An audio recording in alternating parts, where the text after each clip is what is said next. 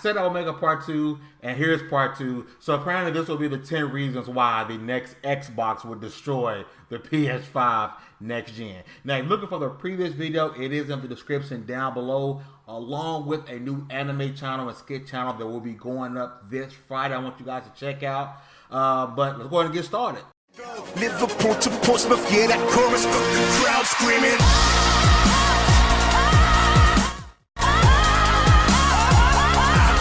Alright guys, so we're back with this What Culture article that came across my timeline a few days ago, maybe last week, and I kind of want to go over some of the things they're saying. Now, like I said, the PS5, which one of the next Xbox version, is down below, so make sure you guys check that out. But we're going to go over the 10 reasons why the Xbox is going to destroy the next PlayStation 5. So we're going to start with number 10, backwards compatibility.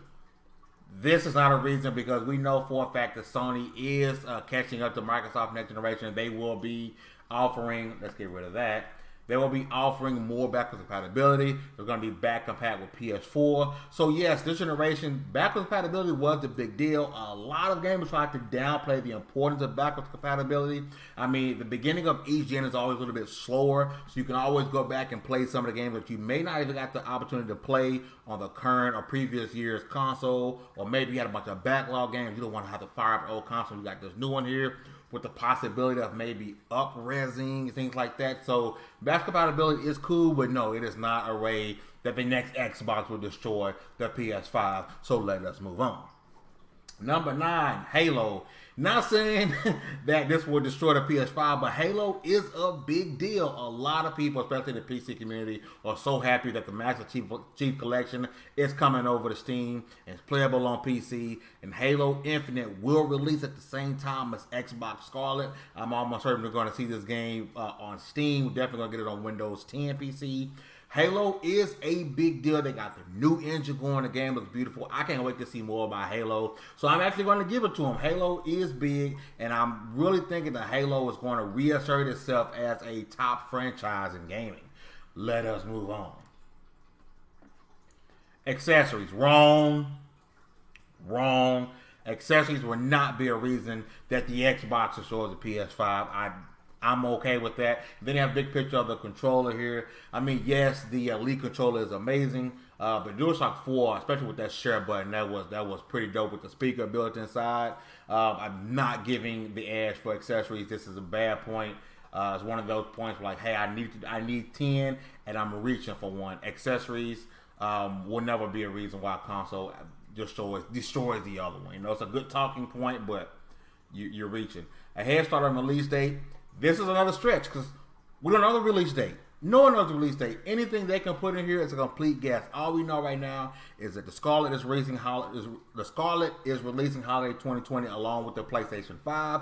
So that means how can it have a jump on a release date when we don't know the release date? Come on, man. If they do release, it won't be no more than a month apart from each other. Which would not make that big of a deal. Sorry. Let us move on. Cross-platform gaming. Not a big deal anymore. Sony has finally come around. Granted, Microsoft has really been big on pushing cross-platform play with other consoles. That's the key here because PlayStation has been doing some cross-platform stuff with PC. But Microsoft really pushed it forward along with Nintendo as far as cross-platforming on consoles. But now Sony has finally decided, okay, you know what? This is the wave. We got to get on board with it. Gamers want this. And a lot of people kept saying gamers don't really want this. Gamers want this. And developers want this because multiplayer games last longer. The lobbies, you know, are more full. So this isn't a reason. I'm sorry. This is another thing you put in here. Cross-platform gaming is going to be big across all consoles, not just Xbox. So sorry. Let us move on. Exclusive, newly required studios. Now, this could be a possibility with them finally bringing Playground to the forefront and them having a second team making an RPG that's rumored to be the new Fable, the Initiative. They just bringing out, they brought in a lot of studios here recently, and that could be a big deal. You know, Microsoft really only had 3-4 first-party studios. Now they're up to 10 or 12, I believe, at this point. So maybe even more than that. I could be wrong, but this could be, if those studios hit, You know, if Undead Labs, you know, makes a bigger and better zombie apocalypse game, a AAA style game, if the initiative really comes out with a big, beautiful game, if Playground Games newest RPG is big and it's huge, along with the other studios, with they could really do some damage. So yes, I will give them 5, because if those studios, those 13, 14, 15 studios, if those really kick off and start moving, you know, Obsidian, if they start really going, then yeah, they could cause a problem for Sony. So I will give them a 5. Good job. But let us move on. Xbox Game Pass, I will give it to them. Yes, we do know now that PS Now is $10 a month. They do have like over 800 games. They're downloadable on PS4 only, but Game Pass is giving you newer games. They're going to be day and date games of the first party games for Xbox, and it kind of goes back to number 5, that if those games hit and they're hitting day one in Game Pass, you can also get these games on PC. That could be huge. Not necessarily it's going to destroy the PS5, but it is a tick mark that can really push the narrative and really push Microsoft where they want to go and begin to edge the PS5 next gen. So I will give them that, as long as number 5 is there as well. But let us move on. Sony are moving away from indie games. We don't know this to be true. Yes, Sony's focus is big AAA games, but that's first party. Nothing, I don't care what is being said in here, nothing has been said, nothing's confirmed about Sony moving away from indie games. I'm sorry, I don't think that's the case. A lot of indie developers love Sony. They love the way they're getting treated by Sony. Sony's even taking in some of those and into the fray and really helping them out. Like Lost Soul Aside, that was made by one person, and Sony decided to come in and help that man out. I don't believe this. This is crap. If that's the case, that could be huge, because indie games are amazing. I'm a big indie game fan. Spearhead Studios is an indie studio. That's one of my favorite studios, period, whether it's indie, AAA. So if this is true, I don't believe it is. It's going to be huge, but I just don't think that's the case. I'm sorry. I really don't think it is. XCloud can be big if the implementation is what they're saying it is. I don't have a lot of hope for how things are going to go as far as streaming.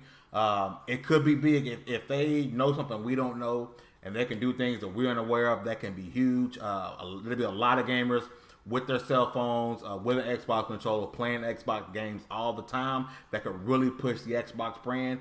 If XCloud is what they're saying it is, possibly. I'm a little bit reserved on that, and we're gonna see what happens. So, on number 2, but we'll see. Let us move on to number 1. No focus on VR, and I will say, if that is the case, that is a negative on Xbox part. VR is starting to hit its stride a little bit. Sony is going full on with VR. They're likely going to have a PSVR 2, and I do believe Microsoft will have a focus on VR this generation. I'm not necessarily sure it's going to be their own VR set, but I don't think that is completely wrong. But don't be surprised if Microsoft has a VR that's maybe done by HTC that's compatible with the Xbox Scarlett. So this is complete crap. So out of this 10, I say about 3 of them are legit. But still, even with the last video I did about PS5 destroying the next Xbox destroying the PS5, it's all crap. That's all malarkey. I kind of want to point this out, that these articles and these people who are writing these articles are really looking for clicks, and they're looking for something to talk about. We don't know who's going to be what. All we can do is kind of make guesses and educated guesses. And between these 2 articles, especially this one, these are some poorly educated guesses. I don't know what you guys think in the comment section down below. Which you guys think will destroy the other one. And between the 2 articles, which one you think has the better points? What are some of your favorite points? Let me know down below. And as well, who you got. The link will be in the description down below. If you love anime, skits, and a bunch of shenanigans, that channel will be popping up this weekend. We're talking mad anime, debates with anime, shows, characters, so on and so forth. It's going to be so much fun. I got a couple of guys I'm already getting ready to collab with the channel, and I'm really looking forward to it. Once again, this is Fame Entertainment. I am from TiCNetwork.com. You guys have a great one, and I'm out.